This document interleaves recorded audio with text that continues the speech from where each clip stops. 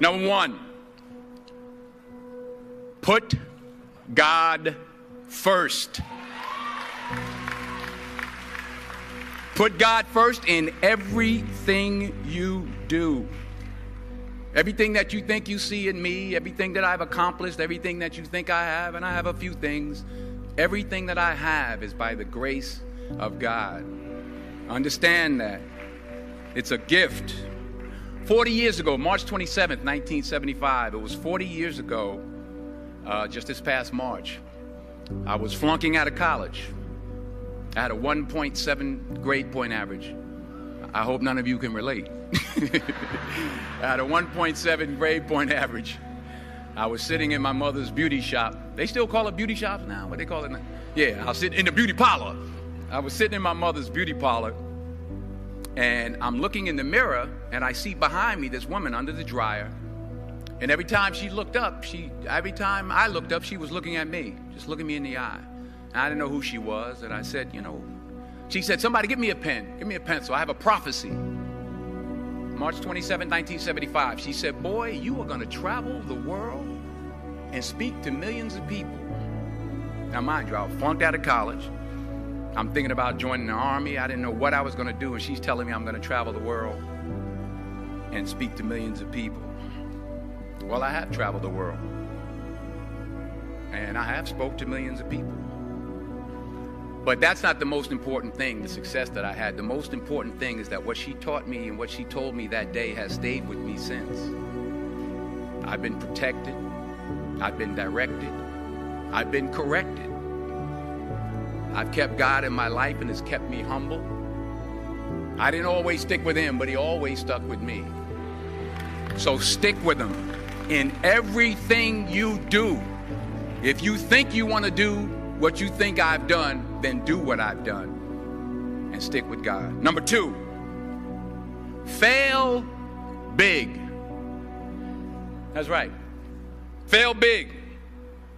Today's the beginning of the rest of your life, and it can be very frightening. It's a new world out there. It's a mean world out there, and you only live once. So do what you feel passionate about. Take chances professionally. Don't be afraid to fail. There's an old IQ test, was 9 dots, and you had to draw 5 lines with a pencil within these 9 dots without lifting the pencil. The only way to do it was to go outside the box. So don't be afraid to go outside the box. Don't be afraid to think outside the box. Don't be afraid to fail big, to dream big. But remember, dreams without goals are just dreams, and they ultimately fuel disappointment. So have dreams, but have goals. Life goals, yearly goals, monthly goals, daily goals. I try to give myself a goal every day. Sometimes it's just to not curse somebody out. Simple goals, but have goals. And understand that to achieve these goals, you must apply discipline and consistency. In order to achieve your goals, you must apply discipline, which you have already done, and consistency every day, not just on Tuesday and miss a few days. You have to work at it every day. You have to plan every day. You've heard the saying, we don't plan to fail, we fail to plan. Hard work works. Working really hard is what successful people do. And in this text, tweet, twerk world that you've grown up in, remember, just because you're doing a lot more doesn't mean you're getting a lot more done. Remember that. Just because you're doing a lot more doesn't mean you're getting a lot more done. Don't confuse movement with progress. My mother told me, she said, yeah, because you can run in place all the time and never get anywhere. So continue to strive, continue to have goals, continue to progress. Number 3, you'll never see a U-Haul behind a hearse. I'll say it again. You'll never see a U-Haul behind a hearse. I don't care how much money you make, you can't take it with you. The Egyptians tried it. They got robbed. That's all they got. You can't take it with you. And it's not how much you have. It's what you do with what you have. We all have different talents. Some of you will be doctors, some lawyers, some scientists, some educators, some nurses, some teachers. Yeah, okay. Some preachers. The most selfish thing you can do in this world is help someone else. Why is it selfish? Because the gratification, the goodness that comes to you, the good feeling that I get from helping others, nothing's better than that.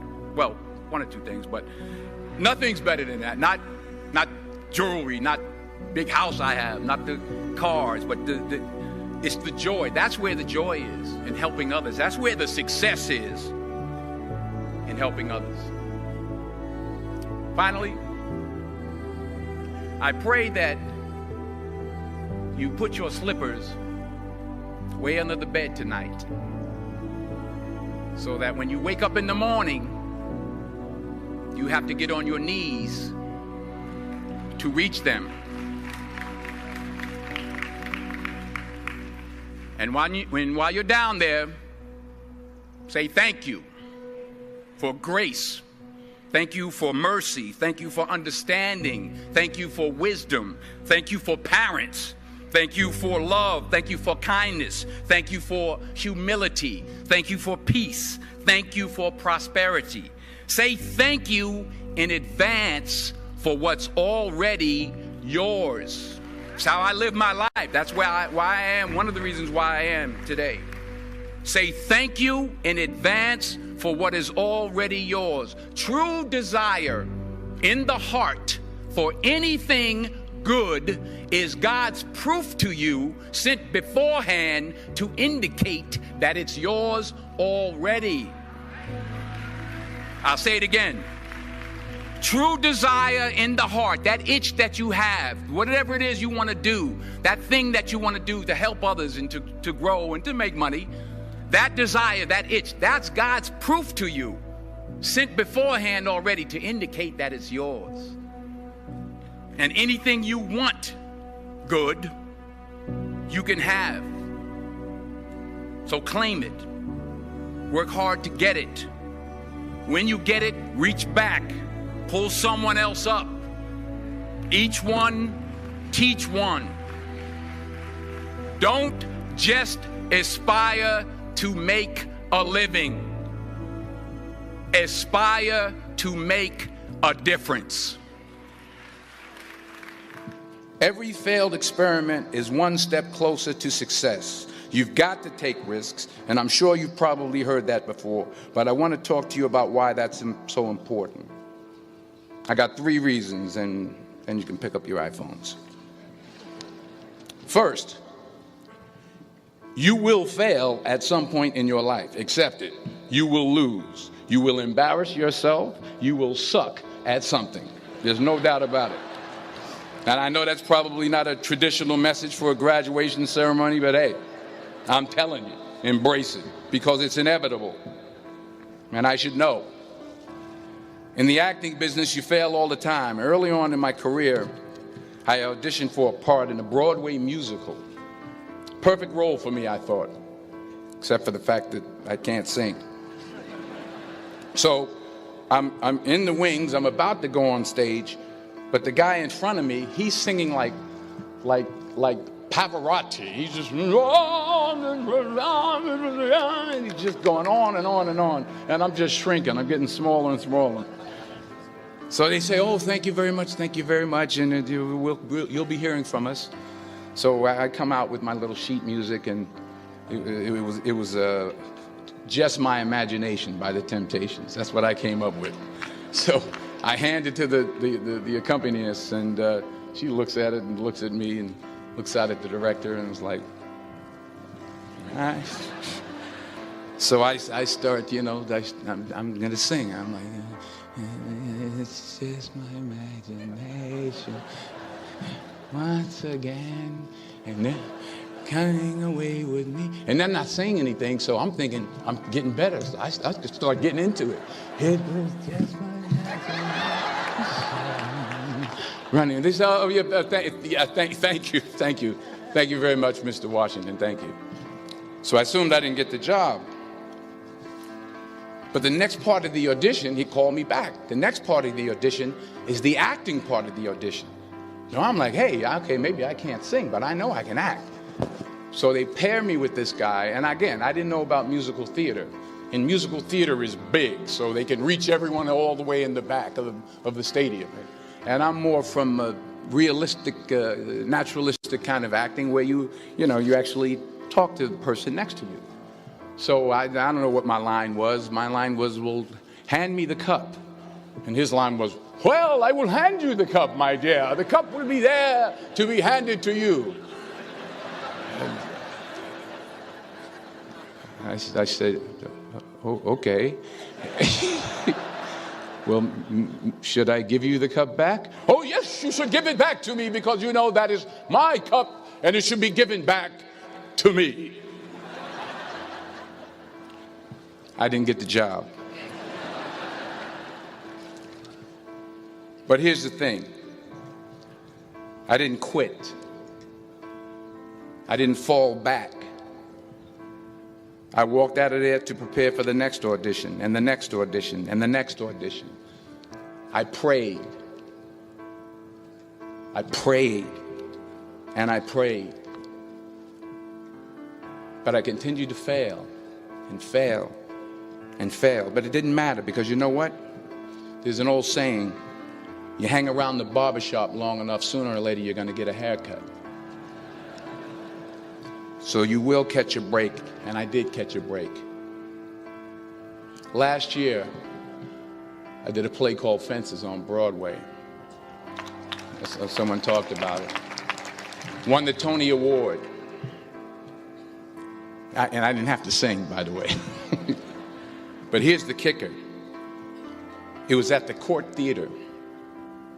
It was at the same theater that I failed that first audition 30 years prior. The point is, and I'll pick up the pace, the point is every graduate here today has the training and the talent to succeed. But do you have the guts to fail? Here's my second point about failure. If you don't fail, you're not even trying. I'll say it again. If you don't fail, you're not even trying. My wife told me this great expression. To get something you never had, you have to do something you never did. Les Brown's a motivational speaker. He made an analogy about this. He says, imagine you're on your deathbed, and standing around your deathbed are the ghosts representing your unfulfilled potential. The ghost of the ideas you never acted on. The ghost of the talents you didn't use. And they're standing around your bed, angry, disappointed, and upset. They say, we came to you because you could have brought us to life, they say. And now we have to go to the grave together. So I ask you today, how many ghosts are going to be around your bed when your time comes?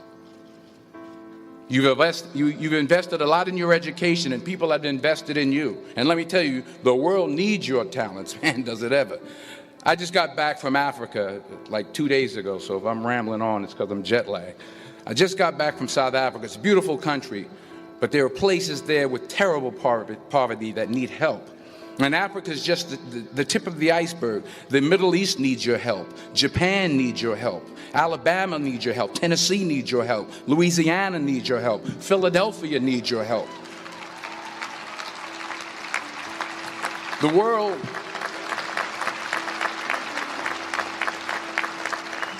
world needs a lot, and we need it from you. We really do. We need it from you young people. I mean, I'm not speaking for the rest of us up here, but I know I'm getting a little grayer. We need it from you, the young people, because remember this. So you got to get out there. You got to give it everything you got, whether it's your time, your talent, your prayers, or your treasures. Because remember this, you will never see a U-Haul behind a hearse.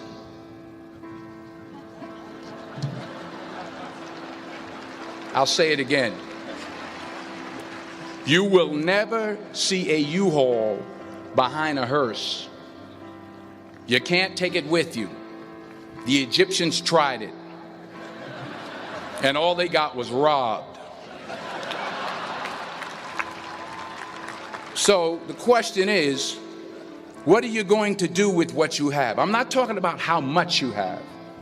Some of you are business majors. Some of you are theologians, nurses, sociologists. Some of you have money. Some of you have patience. Some of you have kindness. Some of you have love. Some of you have the gift of long suffering. Whatever it is, whatever your gift is, what are you going to do with what you have? All right, now here's my last point about failure.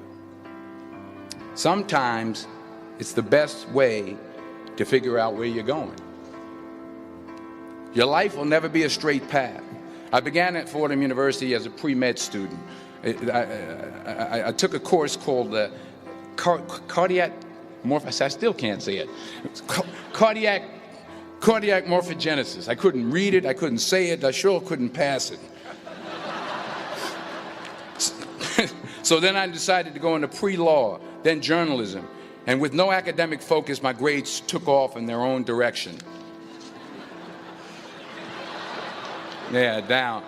I was a 1.8 GPA one semester, and the university very politely suggested that it might be better to take some time off. I was 20 years old. I was at my lowest point. And then one day, and I remember the exact day, March 27th, 1975, I was helping my mother in her beauty shop. My mother owned a beauty shop up in Mount Vernon. And there was this older woman who was considered one of the elders in the town. And I didn't know her personally, but I was looking in the mirror, and every time I looked at the mirror, I could see her behind me, and she was staring at me. She just kept looking at me. Every time I looked at her, she kept giving me these strange looks. So she finally took the dryer off her head and she said something I'll never forget. First of all, she said, "Somebody give me a piece of paper. Give me a piece of paper." She said, "Young boy, I have a prophecy, a spiritual prophecy." She said, "You are going to travel the world and speak to millions of people." Now, mind you, I'm 20 years old. I'm flunked out of school. In fact, like a wise ass, I'm thinking to myself, maybe she's got something in that crystal ball about me getting back into school next fall.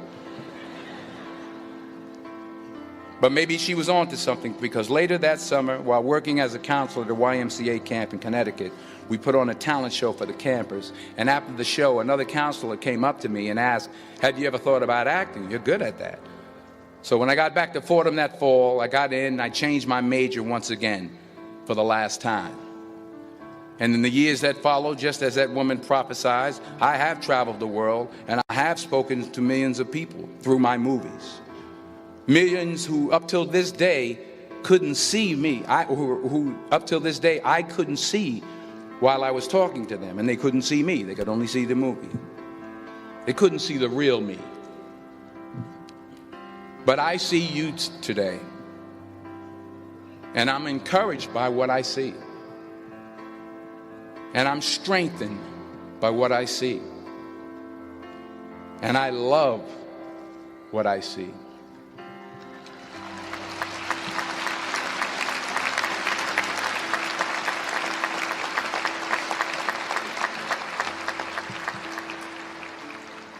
One more page, and I'll shut up. Let me conclude with this one final point, and actually the president kind of brought it up. It has to do with the movie Philadelphia. She stole my material. Many years ago, I did this movie called Philadelphia. We filmed some of the scenes right here on campus. Philadelphia came out in 1993. Most of you were probably still in diapers. Some of the professors, too. But that cracked me up. But it was a good movie. Rent it on Netflix. It's a good movie. Rent it. I get 23 cents every time you rent it, please. Rent it. True. Parents up there, rent it. Netflix, please. Tell your friends too. It's about a man played by Tom Hanks who's fired from his law firm because he has AIDS. He wants to sue the firm, but no one's willing to represent him until a homophobic ambulance chaser lawyer, played by yours truly, takes on the case. In a way, if you watch the movie, you'll see everything I'm talking about today. You'll see what I mean about taking risk or being willing to fail. Because taking risk is not just about going for a job. It's also about knowing what you know and what you don't know. It's about being open to people and to ideas. In the course of the film, the character I play begins to take small steps, small risks. He very, very, very slowly begins to overcome his fears. And I feel ultimately his heart becomes flooded with love. And I can't think of a better message as we send you off today. To not only take risks, but to be open to life, to accept new views, and to be open to new opinions, to be willing to speak at a commencement at one of the best universities in the country, even though you're scared stiff. While it may be frightening, it will also be rewarding. Because the chances you take, the people you meet, the people you love, the faith that you have, that's what's going to define you. So members of the class of 2011, this is your mission. When you leave the friendly confines of Philly, never be discouraged, never hold back, give everything you got. And when you fall throughout life, and remember this, fall forward.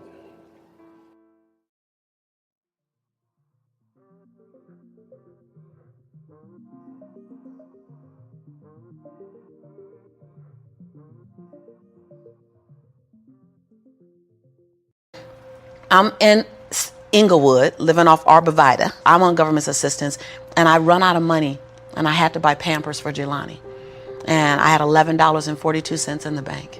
And I remember wrapping my son in a towel for 2 days. You know, someone said, because when I tell the story, I always get teary-eyed. And someone said, do you fabricate the tears because you've told the story so much? No, I'm a mama. Every time I tell the story, I feel it again. I remember the second day, like you said, I had my hand on Jelani's stomach, and I said, don't worry, baby. Mommy will never be this broke or broken again. And that day, what shifted for me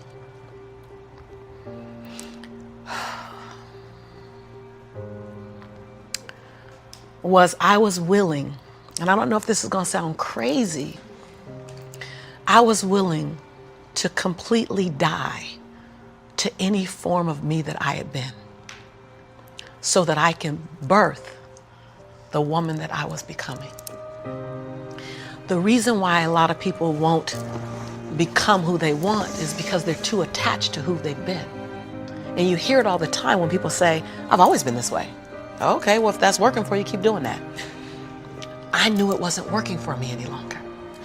I had hit my version of rock bottom. So I was willing to let go of everything and everybody. See, another reason why people won't get there is because the doorway is for you to fit through. You're trying to carry everybody else through because you're trying to be Rescue 911. And you got to rescue you first. I am much more valuable to my family and to my community because I was willing to let them go through the door myself, teach myself, learn myself, condition myself, and then come back and get them. I'm much more valuable to them now. But I had to go through a window time of 10 years of judgment. You leaving us, hanging out with white people all the time. You going to these crazy countries. We don't know what I had to be willing to allow my conviction to make me inconvenienced. See, we want to grow, but we want to stay liked by everybody. I was willing to be my own rescue at the risk of your approval. But most of us aren't like that. Facebook is an example. We want to be liked. Well, I woke up and I like myself today, so your like is extra. My job is to like me first. I was willing to say every day, Lisa, you like you? Lisa, are you proud of you? Lisa, are you playing full out? Every day before I checked in with anybody else. That's lonely, by the way. Why won't most people do it? Because it's scary and it's lonely. So what did I do? I was willing to find people who had what I didn't have, who were living lives that I wasn't living, who believed things that I didn't know about, and I was willing to become their student. I got up every day and I ate a slice of humble pie. See, when you get to this level, even me 10 years ago, you can get caught up by reading your own fine print. See, whenever I hear people reading my bio, and before I came on and you read my bio, I'm in the back going, yeah, yeah, yeah, yeah, yeah, yeah, yeah, yeah, yeah. Because I don't want to ever think I arrived. That bio is old. You should be interested in my future. Oh, that's my bio. What's my future? Oh, what are you doing? Who am I becoming for 2020? And we get caught up in our bios. We get caught up in our status. I never allowed that to stop me from going and sitting at the hem of someone and saying, what do you know about wealth? See, because there's 3 forms to money. There's 3 relationships to money. We learn how to earn it, we learn how to keep it, and we learn how to grow it. Well, I learned how to earn it because my theme song was, I'm a hustler, baby. And I want you to know, everybody with me, it ain't where I've been, but where I'm about to go. So I was singing that song. That was good. They know, right? I was singing that song when I was working out of my closet as my office. I was in a walk-in closet where you really couldn't walk in, you stepped in and turned, right? and the clothes rack, you know how you have the hanger rack, I had pant hangers in the closet and I had manila folders clipping on the pant hangers. Those are my client files. And I would sit there and I put $2.99 mirrors that you get from CVS. I put them all around my closet walls so that I can make my office look bigger. I worked out of that closet office for 4 years, singing that song. It ain't where I've been, but where I'm about to go. I knew that. I knew how to make money. I didn't know how to keep it because ain't nobody had none in my family. So keeping wasn't an issue. Growing was never an issue. So I went to people who knew how to make it, keep it, grow it. I went to people who was about serving others to the highest level. See, I make a lot of money because I serve more people. See, all your success is on the other side of service. People trying to make money, if it begins and ends with money, it's going to be a short-lived victory. But if it's about transforming lives, then the wind keeps going and going and growing and growing. So I went to people that knew what I didn't know. And I killed my ego every day, murdered my she-go every day. Because I got a big she-go. I mean, come on, right? Every day, Tom. And I got hungry and I learned. I went to the same training 42 times. Yes, I said 42. Some folk will stop. This is how I've been there already. I learned that already. Yeah. No, I wasn't there. I wanted to be able to finish their sentences. I want to know what you know. I want to walk like you, talk like you, and then I want to then embed me in it. But success leaves clues. We're just not picking them up. I was the only African-American person at this conference. I was one of 2 women at this conference. Within the last 29 sessions, I led the conference. But I was willing to be the student first. So that's what I did, number 1. And number 2, I looked at every toxic behavior in my life. Everyone. You see me go behind my own black curtain. People don't want to tell on yourself. You're trying to protect. You're trying to do 4 things. You're trying to protect, prove, hide, and defend. If you wake up every day and say, I have nothing to protect, I have nothing to prove, I have nothing to hide, I have nothing to defend. Now, who do I choose to be? Because your energy is consumed with protecting, proving, hiding, and defending. Right. But if you let go of that, then now you're in creation. Every day I told myself that. Every day I got in the mirror and I said 3 sentences. And I gave each sentence 7 different endings. And at times I was crying so hard I couldn't understand myself because the ending, the sentence was so difficult to say. Every day I looked in the mirror and said, Lisa, I'm proud that you. And I found 7 different things to celebrate Lisa for because we are under-celebrated. Because you want someone to celebrate you more than you celebrating yourself. You want to hear thank you from others more than you're thanking yourself. You want to hear other people say, I love you more than you saying I love yourself. You are teaching the world. I said this on Oprah. When I said this on Oprah, she said, oh my God, I believe the exact same thing. So I knew I had one thing right. The world is looking at you and following your example of how to treat you. How to treat you. They're following your example of how to treat you. So how you treat you, the world's going to follow your lead. So I had to start treating Lisa better because I was everything for everybody but nothing for myself. And so every day I got in the mirror and I completed 3 sentences. Lisa, I'm proud of you for. Second thing, Lisa, I forgive you for. That one took me down daily because I'd had a son with a man who was now in prison, my biggest nightmare, my greatest nightmare. I had been in a relationship that turned mentally and then physically abusive when my son was 3 years old. I made money but lost it. I was on government assistance. I was on welfare. I was on WIC, Women, Infant, and Children. Like I had a lot of forgiveness that I had to do.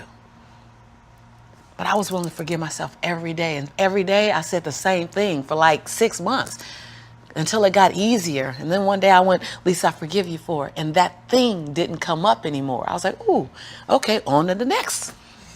7 different endings. And the last thing I did every day, last sentence, is Lisa, I commit to you that. Because we make bigger commitments to other people. If I commit to y'all something, ride or die, you can bet your last dime that I'm going to be there. I'm going to show up. You're going to get 2 dimes. But I would make commitments for me, for myself, and I wouldn't do it. I eat my weight. That's interesting. So I started every day celebrating Lisa, forgiving Lisa, and making a commitment to Lisa. And then I was willing to invest money in me. I love this story. I was willing to invest money in me. Literally. Literally. I worked at LA Unified School District. And I knew I couldn't stay there because they needed a degree. I didn't have a degree. They didn't seem happy. I wanted to be happy. So I would have my son at daycare during the day. I'd work 9 hours. I'd pick him up from daycare, take him back to my office. I'd take a 30-minute break from 6 o'clock to 6:30 to go get him. I start working from 6:30 until midnight every day at my office on me, every day. Put my son on a little, primary color blanket, something to occupy him. Give him toys that I took the batteries out of so he'd be confused for a little while trying to figure out why they're not working. I'm serious. And I did it every day. I stopped going out to dinner. I stopped going out dancing. I stopped getting my nails done, stopped getting my hair done. And every 2 weeks when LA Unified paid me, I wrote a check to my dream. And I wrote in the memo line, funding my dream. And I would mail the check to the bank, Wells Fargo. And I mailed a check to myself every 2 weeks for 3.5 years. My family thought I was smoking on drugs. Like, she ain't going out. She eating beanies and weenies all week. We think she on drugs, but she's not getting any smaller, so maybe not. And I went to the bank after 3.5 years. This is the story you're talking about. I walked in the bank. I said, I'm just going to check and see where that account is, because I wouldn't open the statements, because my mother used to say when I was growing up, girl, this money burn in my pocket. And I'm like, I think money hot, and it goes. Thank you so much, and it goes away fast. So I'm not going to open the statement because I don't want to know how much money I have, because I didn't have a healthy relationship to money. I didn't even know a relationship with money. So while I'm at these trainings, they just kept saying save. So I'm like, okay, I'm gonna save. I didn't need the money that I was writing checks for, because it was the money I used on my nails and my hair. And then every check I wrote to myself, I made a challenge with myself that it had to be 5% more than the next check. Wow. Than the previous check. So I didn't really know how to calculate the 5%. So I'm like, well, I'll just add $30. I'll just add $60. I really didn't know anything about it. Then I went out and got a second job. And I started working in the evenings, less on my business and more out on jobs, so I can write a bigger check. So I learned how to live on $31,000. That's all I was living on, $31,000. We can make it. We got it. I sold my Altima I had at the time. I bought an old Ford Explorer.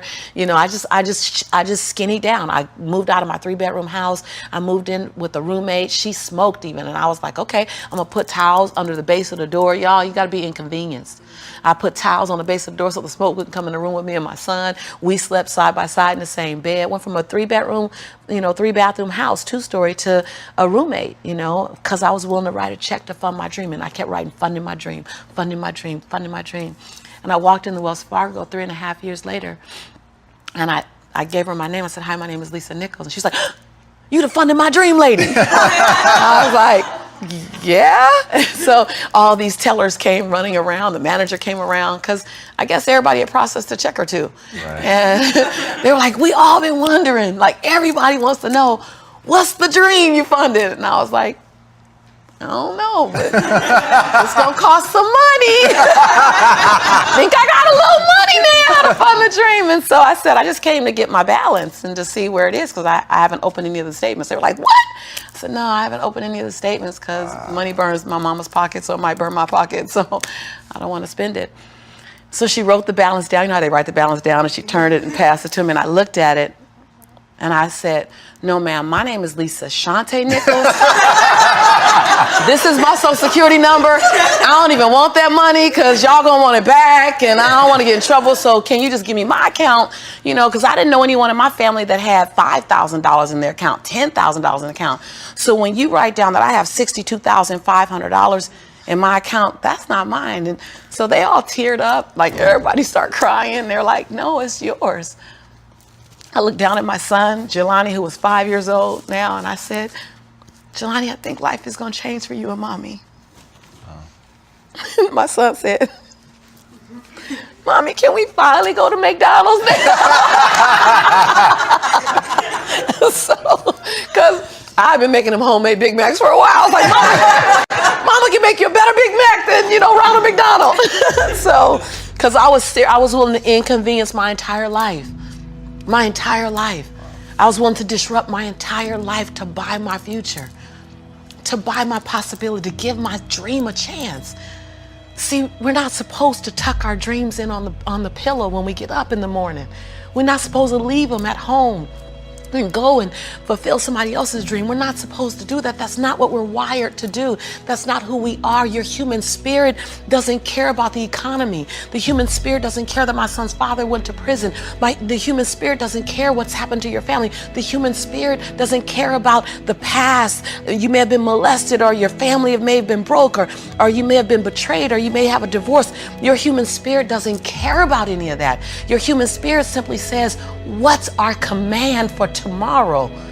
What do you want to create? It's not keeping score. Your brain is keeping score because your brain is designed to keep you safe. Your soul, your intuition, your human spirit is designed to make you soar. And when you get to the edge of that stage, I want to get up right now. Can I get up right now? You can whatever you want. Okay. Think I'm going to tell Lisa Nichols no? Come on now. When you get to the edge, your brain will always tell you to step back. It's always going to tell you to step back because you can fall. Always. It's going to tell you to step back because before you fell, the last time you did this, you saw someone else fail. You could hurt. You could be off work. It's going to tell you. It's designed to keep you safe. So you have to be willing to play between your brain and your soul. And on some days, you got to just listen to your soul. And you got to say, I'm going to leap. I'm going to get to the edge. Most people are at the edge, and you're standing at the edge, and you're watching everyone else fly. That's Pimp My Ride, Watch My Crib, all this stuff. Watching people's lives on Facebook. You're at the edge, watching someone else live, wondering what it's going to be like when you jump without ever jumping. And I'm just here to tell you, jump. Because only three things can happen. You're either going to jump and fly, or you're going to jump and fall on something soft. Or you're going to fall down hard. Either way, you're going to get back up. You already know you got what it takes to get back up. Your greatest fear is not that you will fall. Your greatest fear is that you will live a full life and never fly. That you never leaped. You're not afraid of dying. You're afraid of dying before the world sees who you really are. Before they really get your fingerprint. Before they really feel your breath. Before they really get your contribution. Before they really feel you. That's what you don't want to happen. You don't want to leave this place without us knowing you were here. All I'm doing is giving my dream a chance. And I'm not extraordinary. You don't get off the hook. You don't get to be let off the hook. I'm an ordinary woman who chooses every day to make one more extraordinary decision. You're a grinder. Yeah, right? Like